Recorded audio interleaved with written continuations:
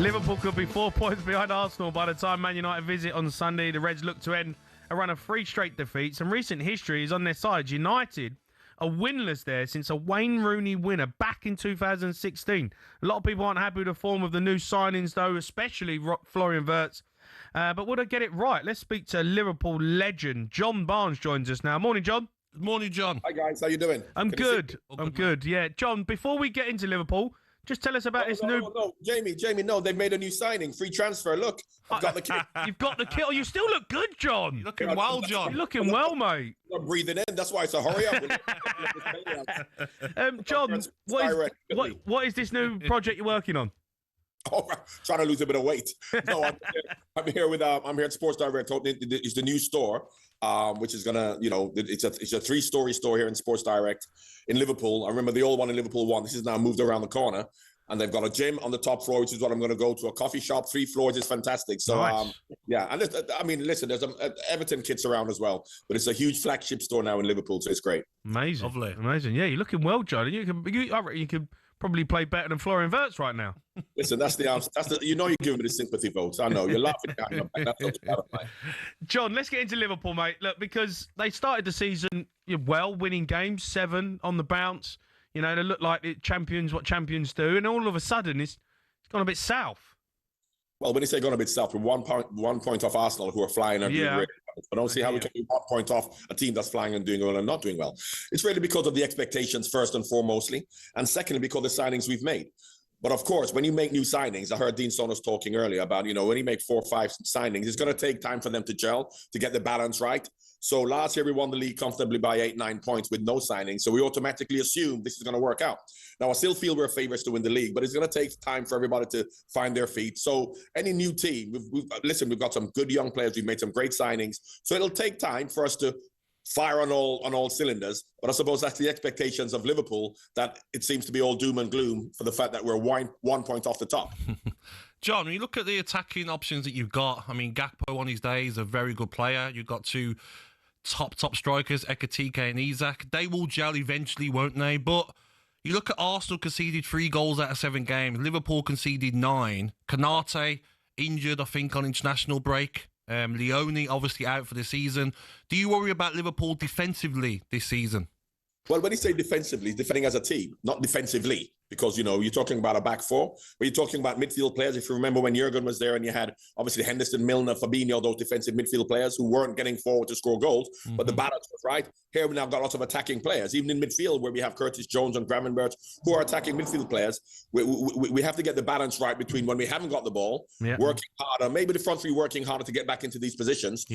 So it's not necessarily the defense, it's just the way we're defending as a team. I use the Bournemouth goal as an example, where they ran from the edge of their box all the way into our back 4. It's really about because we have so many attacking players, the crowd, everybody said, let's get forward with these attacking players. But of course, 2 sides to the game. So we have to get the balance right of out of possession, everybody getting back and working defensively to get back behind the ball. Yeah. Have you been convinced with, the 2 fullback, Frimpong's come in and Kirkes from Bournemouth? It's a big step up, isn't it, John?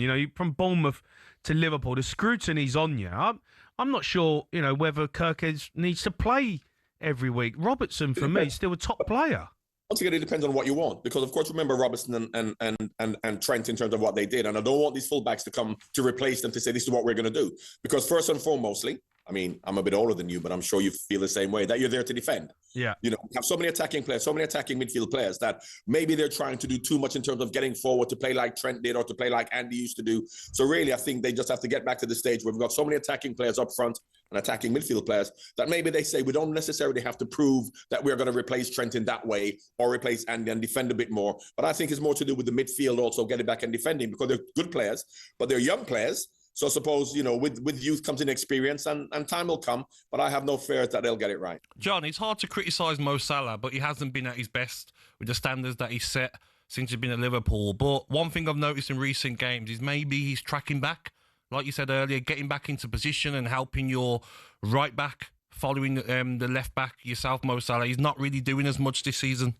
Well, if you look at the way when he was on fire and he was playing really well, that's because everything went through him. Because if you look at the makeup of the team, the person in the team meant that everything was going to be for Mo to score, Mo to create, for Mo to be the star player. When you talk about Wirtz and Ekitike, and then you got Isak, then Mo is not going to stand out as much because you have other players who are going to be doing certain things. So Mo is still valuable to the team. He's still doing as well. I don't think he's necessarily going to score as many goals as he did or have that much of an impact. But if you're going to win the league with more scoring, less goals, but being part of a team, that's fine. Because if Mo is going to do what Mo's done in the last 3 years, you're not going to see Wirtz. You're not going to see Ekitike. So you can't have all of them, being the main player. So I suppose that's probably worked a little bit against Mo, but he's still valuable and worth his weight in gold to the team. John, when I watch Ekitike play, he looks to me like he wants to be the star man. He's got the attributes to be that player. Isak's come in and eventually he is going to be the star man, right? That's why you've paid the money for him. Do you think Ekitike will handle being second fiddle? But then you got Wirtz as well. I know it's a different position, but the star man doesn't have to be the center forward. So if Ekitike says he's going to be the star center forward, but Isak does, but Wirtz as a number 10 is going to be the one who gets the ball to pass to Salah and pass to Gakpo and do other things, how much are they going to shine? And I think it's important for all those players to understand we're going to be part of a team rather than me wanting to be the star man. Yeah. Isak could have been the star man at Newcastle because he is the star man. Ekitike could have been a star man where he was before. However, in this Liverpool team now, I don't think you're going to look to any one player to be the star man, and getting that balance right for them just to play in their position, to be part of the team is the most important thing. I think Herkes and Frimpong will come good. You got Conor Bradley as well on that right-hand side.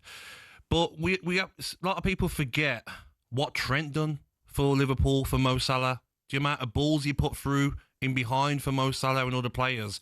He's a big miss at the moment, isn't he, on that assists? Well, I don't think Liverpool are going to have a problem scoring goals.